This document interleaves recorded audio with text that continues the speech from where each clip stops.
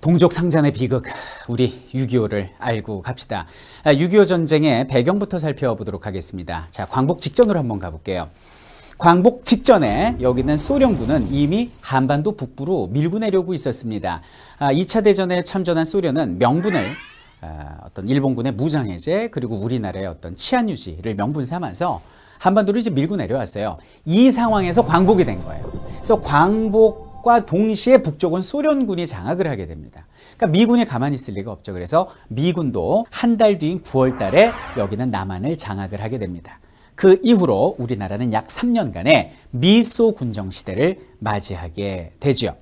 그리고 광복 3주년이 되는 1948년 8월 15일 날 남쪽에 대한민국 정부가 탄생을 하게 되고, 그리고 같은 해 9월 9일 날 북쪽에는 조선민주주의 인민공화국이 만들어지게 됩니다. 그러다가 이제 1950년 6월 달이 됩니다. 자, 근데 그 전부터 여기는 38도선 근처에서 어떤 그 서로 양측 간에 이제 총격전 정도가 있었습니다. 이런 상황에서 우리가 비상경계령을 내리고 있었는데 갑작스러운 북한의 평화 제스처에 우리가 순간 방심을 하고 비상경계령을 푸는 것이 50년 6월 24일이었어요. 그리고 전군의 약 3분의 1의 병력이 외박 혹은 휴가를 나가 있는 틈에서 적들이 선제 공격 기습을 한 거죠. 38도선 전역에서 그들이 밀고 내려옵니다. 우리는 탱크가 단 한 대도 없었는데 그들은 소련제 탱크 T-34를 몰고 수백 문의 자주포를 밀고 내려오면서 우리를 유린해 갔습니다. 단 3일 만에 서울이 함락되게 되고요. 한 달여 만에 여기는 낙동강 라인 안에 갇혀서 우리 자유진영은 제대로 숨을 쉴 수가 없었다. 자, 깜짝 놀란 것은 미국이었습니다. 그래서 유엔 안보리를 개최를 하고 그래가지고 거기서 도장 빵빵빵빵 찍고 유엔군을 파견하기로 결정을 하게 됩니다. 50년 9월 달에 메가더 장군을 총사령관으로 한 미국을 위시한 16개국 유엔 연합군이 우리를 도우러 부산으로 옵니다. 와봤더니 전황이 생각보다 심각하다고 메가더는 판단을 했습니다.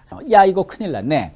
여기서 우리가 막바로 밀고 올라가면 좋겠지만은 그러면 아군 측의 피해가 클 것 같다. 그러니 적의 허를 찌르자라는 거죠. 이렇게 서해안을 돌아서 저기는 인천으로 상륙을 하는 겁니다. 그래서 그렇게 보급로를 끊고 그 다음에 밀고 올라가자라는 게 메가더의 작전이었죠. 그래가지고 당시 일본 고베하고 요코하마 그리고 부산에서 동시에 군함이 출발합니다. 제주도 남부에서 집결을 해요. 그래서 삥 돌아가지고 9월 15일 날 인천으로 상륙을 하게 된 거죠. 이 기적의 상륙 작전은 대성공을 거두게 됩니다. 이제 북한군의 경우는 보급로를 끊길 위험에 처해졌고요. 심리적인 충격이 엄청났던 거죠. 이것을 바탕으로 우리 국군과 유엔군이 밀고 올라가게 됐습니다. 앞으로 계속 밀고 올라갔죠. 그래서 인천에서 김포를 지나 서울로 들어오는 상륙군과 밀고 올라간 우리 국군이 만나고요. 서울을 9월 28일 날 다시 수복을 하게 됩니다.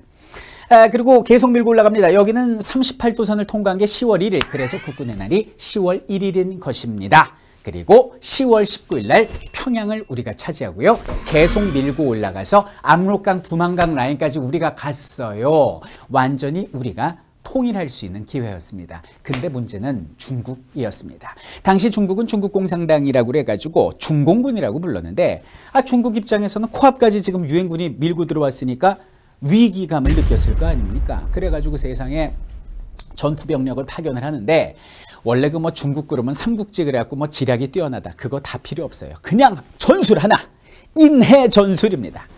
얼마나 군인 숫자가 많았냐면 뭐 속설이겠지만 이런 말이 있습니다. 무기 숫자보다 군인 숫자가 더 많았다.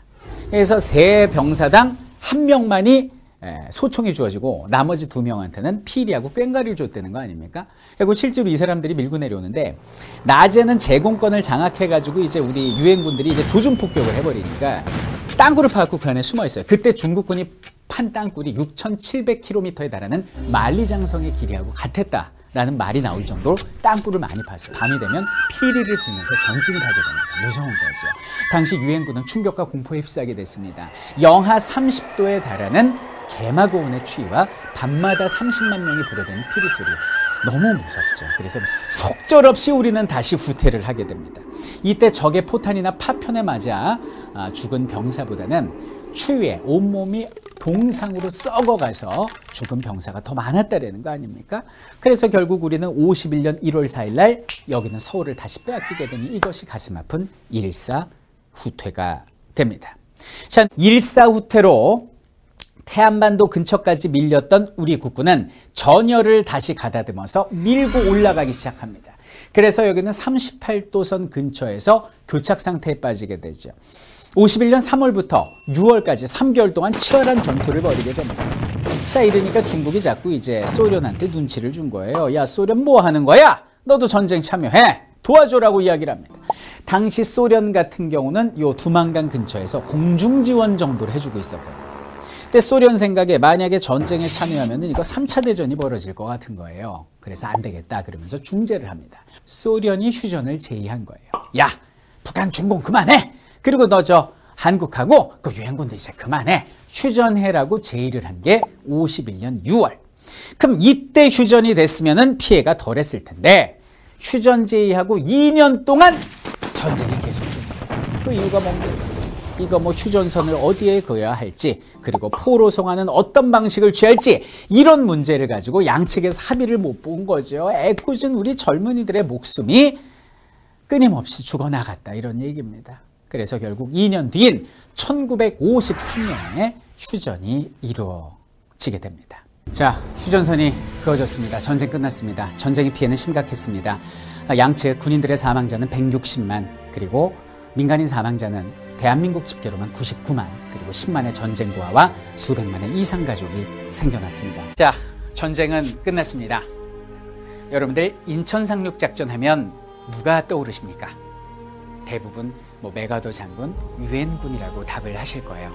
하지만 그들이 승리를 역사에 기록할 수 있었던 건 당시 이름 모를 학생들, 그리고 지역 주민, 그리고 우리 국군들의 희생이 있었기 때문입니다. 오늘날 대한민국을 지켜준 바로 그 당시에 우리 선배님들에게 이 영화를 통해서 다시 한번 추모의 마음을 가져봅니다.